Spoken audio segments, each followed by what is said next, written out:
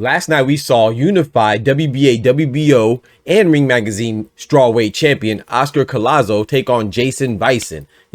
So we saw the American champion, Puerto Rican to be exact, take on the Filipino challenger in Jayson Vayson. And it was a good fight. I thought it was a great fight until it was abruptly stopped, right?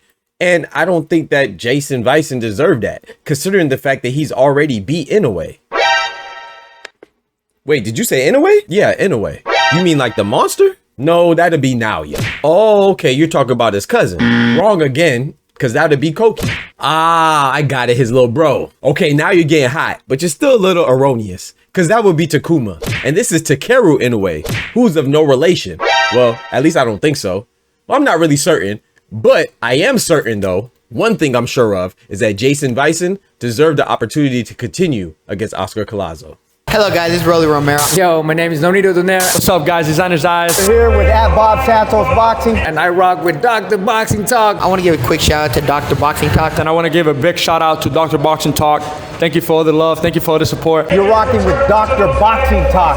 Get your daily news from my man right here, the best in the business. Let's get it, baby. All day, baby. Amen. Bam! If I tell you I'm good, probably you'll say I'm boasting. If I tell you I'm no good, you know one line. Yo, what's good, Boxing Talk family? Welcome back to your favorite boxing news channel, Dr. Boxing Talk. We are back for another YouTube video. Banger, man. Yes, sir. Yes, man. I don't know what time it is. Doctor's in the house, man. So check this out. But before we get to it, let's go ahead and smack that like button. Let's do it together.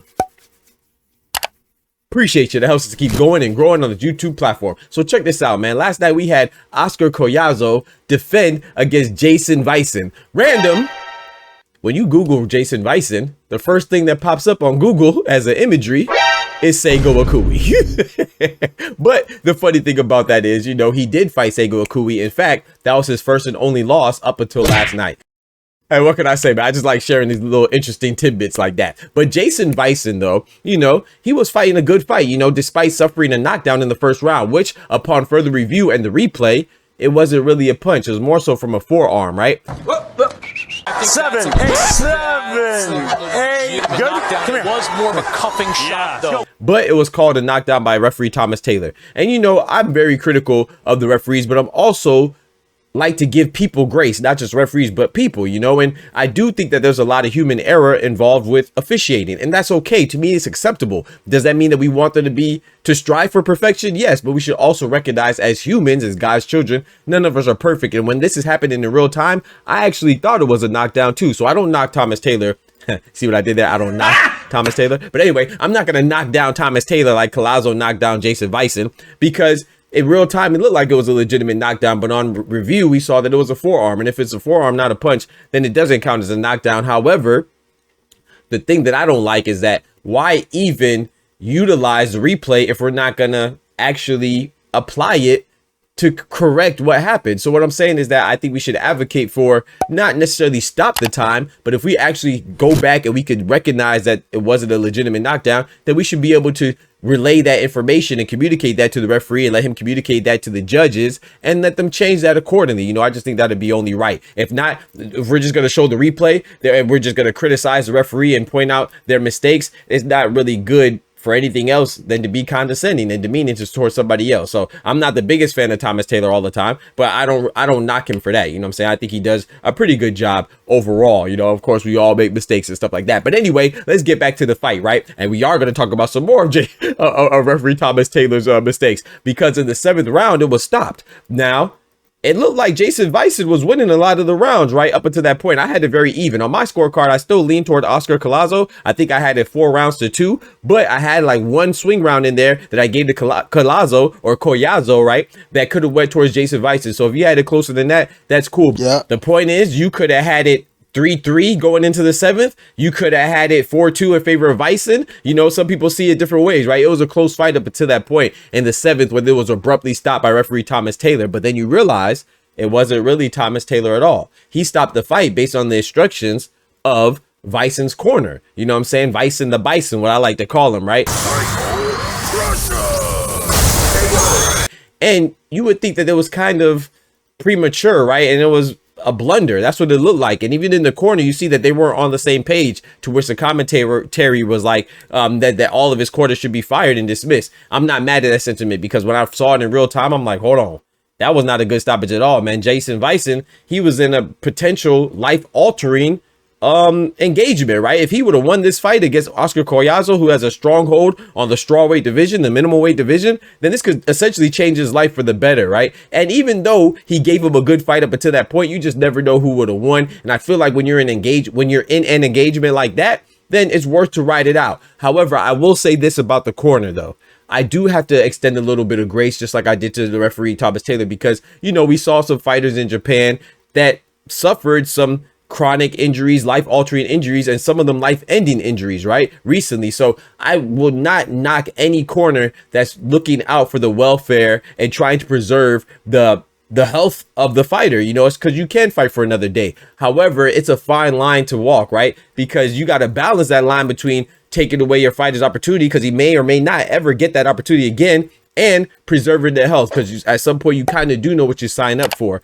But I just don't think that he was in any real jeopardy of being hurt. Like his eye, if my memory serves me correctly, his eye was a little swollen, but nothing that was anything that was extraordinary from a normal fight in a pugilistic match. You feel me? So I just thought that, man, that was a little premature. But the corner and Jayson Vayson's team, particularly his manager and his promoter and manager Santig, and his trainer Allegra, who is a former fighter himself, right? They have responded. Alegria, I believe is how you pronounce it.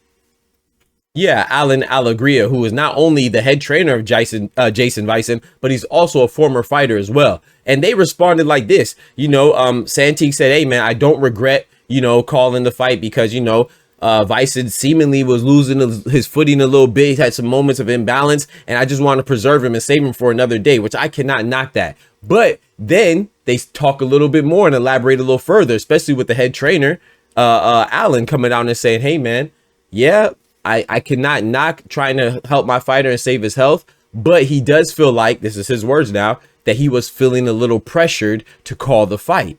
And he's saying that pressure came from who? None other than referee Thomas Taylor. Now, was Thomas Taylor under instruction to continuously question the welfare of the fighter? You know, I don't know. You know, that's up for you to determine. But Alan Alegria, he has said, "Hey, man, you know, he felt like the ref was excessively asking about Jayson Vayson's health and how he was able to protect himself and stuff like that. So they felt it was a little pressure to stop it." And I'll be honest, like, right, that's not a legitimate excuse to stop a fight, because you know your fighter the best. It doesn't matter what external forces are coming against your fighter. You're supposed to protect them from that, and also you're supposed to be acclimated with how your fighter is, regardless of what somebody else is saying. So you should really be able to block out the outside noise. However, if you're coming in an environment where you are the visiting team, you don't have the big backing, and it's like, you know, and you see that your fighter is getting punched on, it makes you feel a little bit less uncertain and unsure. So I'm not giving his team an excuse. Once again, I thought it was a blunder, but when you think about the gravity of the situation, the refs continually asking you if your fighter's okay. You see your fighter facing unified WBA, WBO belt, Ring Magazine champion Oscar Collazo, and he's not winning every exchange,